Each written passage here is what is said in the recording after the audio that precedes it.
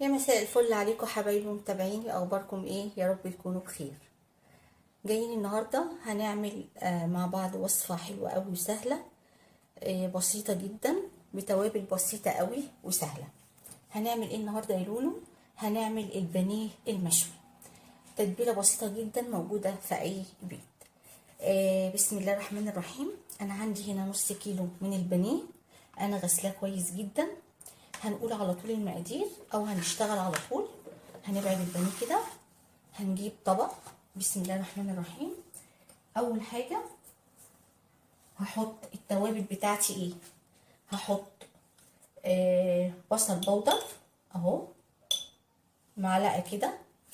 انا هحط في البانيه المشوي مش هحط اي حاجه متقطعه عشان ما يتحرقش معايا.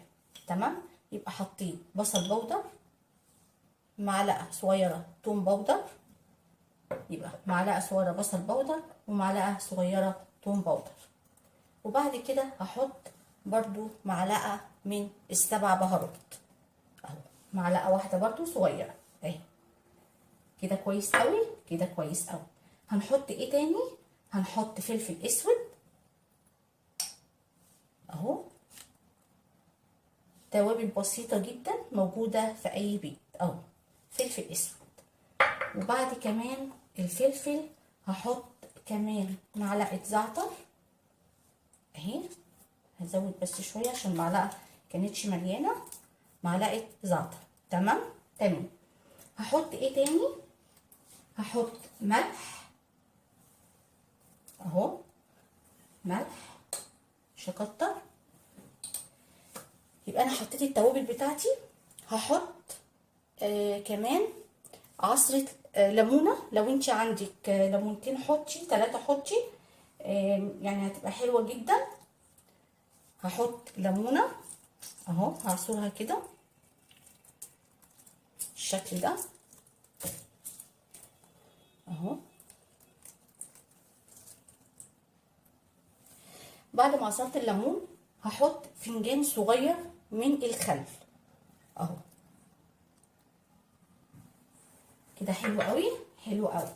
وبعد الخل هحط ايه؟ هحط زيت برضو، فنجان تاني من الزيت اهو، نفس الفنجان زيت اهو.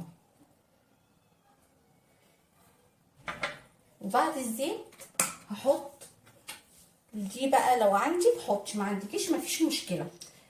صويا صوص اهو، غامقه، معلقه واحده اهو، بس كده. هقلب بقى كل المكونات دي كويس جدا. احنا مش عايزين نحط حاجه بنقطعها زي طماطم او بصل عشان احنا هنشوي فما تتحرقش معانا. هقلب بقى الخليط الحلو ده كويس جدا كده. بصوا اهو،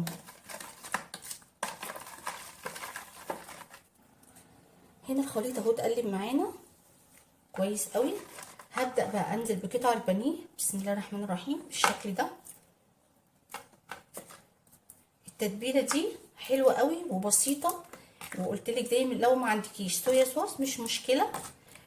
كمان لو انت عندك مستردة هتبقى حلوه قوي، ممكن تحطي كمان معلقه مستردة بالشكل ده. وهقلبها كويس اهو.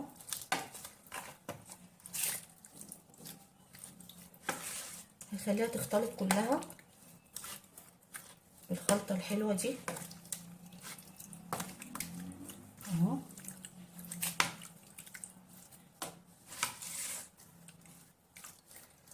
كده خلاص، انا قلبتها كلها في الخلطه او في التتبيله دي. هنعمل ايه تاني؟ هغطيها وهحطها في التلاجة اقل حاجه ساعتين، وبعد كده هنشوف هنعمل ايه مع بعض. استنوني. هنا بقى حبايبي حطيت جريل كده او طاسه على النار، حطيت بصوا فيها مسحه زيت خفيفه، يعني حاجه بسيطه كده، وحطيتها على النار. واول ما بقى تسخن هبدا احط البانيه بتاعنا زي ما انتم شايفين اللي احنا متبلينه اهو. بعد ساعتين. هنا خلاص الجريل بتاعنا سخن، هبدأ بقى انزل بيه. بسم الله الرحمن الرحيم بالشكل ده.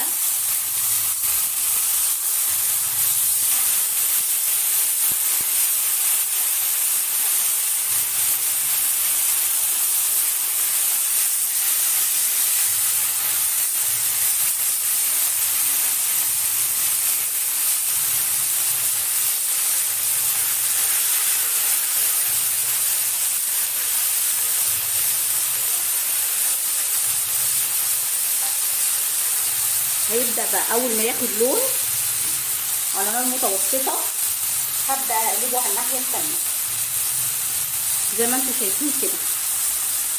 ولازم البانيه دوت يكون سميك شوية عشان ما ينشفش معايا، عشان احنا هنشويه اهو. هياخد لون وارجع اوريهولكم.